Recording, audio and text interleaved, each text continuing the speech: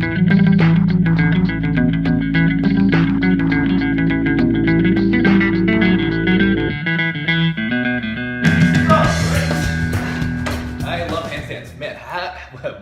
to Healthy TV, episode number 38. And on today's show, I'm talking about Super Happy Fun Day. Now, this is a concept that I got exposed to just recently, actually over the last couple of weeks.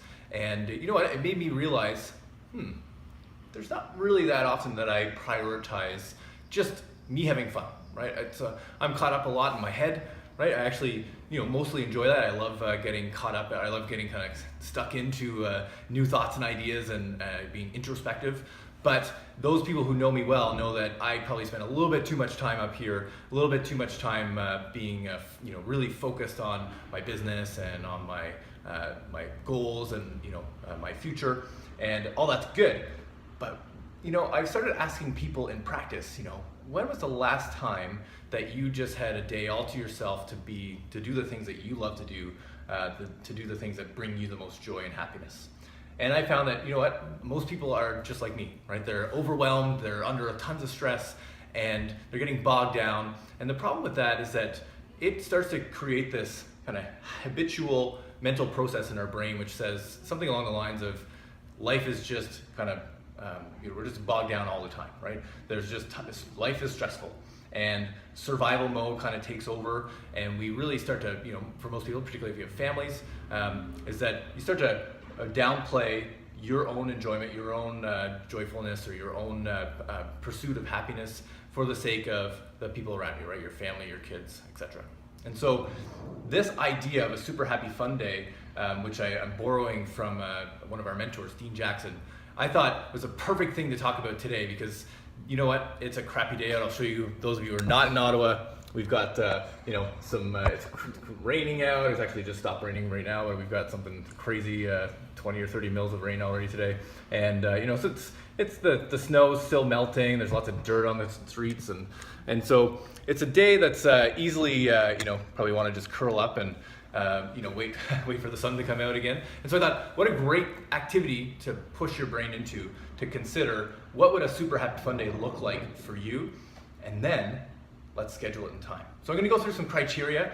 I'm going to ask that, if you'd like to jump on board with this. I think this is a great thing to bring more happiness into your life. This is really a theme for me over the last couple of months is how do I get happier? How do I develop or cultivate more happiness in my life? So I wanted to share that with you. So I think speaking of sharing, I think a great thing, if you know someone in your life who's maybe a little bit down, who's maybe struggling a little bit with life, maybe kind of bogged down or overwhelmed, this would be a great video to share with them. Just put their name in the comment section below and they'll get exposed to this too. And perhaps there's someone that you'll integrate into your own super happy fun day.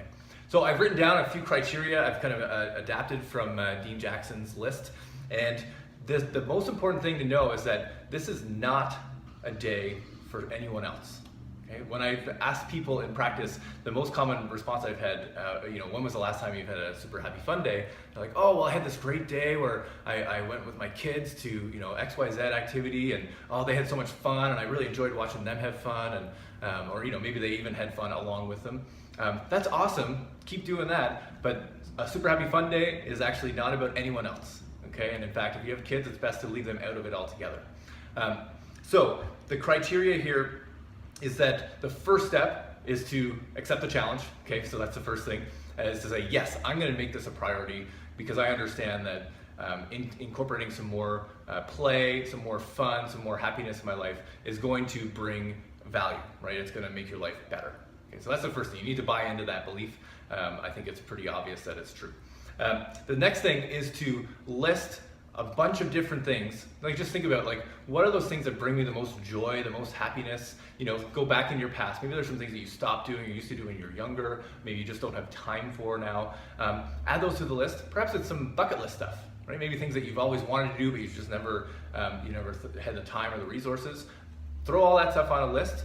And then the next step is to choose at least 3 activities. Okay, this is not a day to laze around on the couch and surf Facebook. Okay, that's not one of the activities. Okay, that doesn't really bring us much joy. This is getting out and doing stuff. So I want you to choose 3 activities. And really the time frame here is within the next 3 months. So within this quarter, I want you to actually schedule this in time. Okay, so we don't want to think about some day in the future. We're actually going to choose a particular date, and then you're going to guard that date with your life, right? That's the most important date on your calendar in the next 3 months. Okay, so that would be the next step. Choose a date, right? Engage some other people. Maybe if you want to have, maybe there's friends that you used to do a particular activity, maybe you used to go dancing with a certain group of friends. Get them involved, right?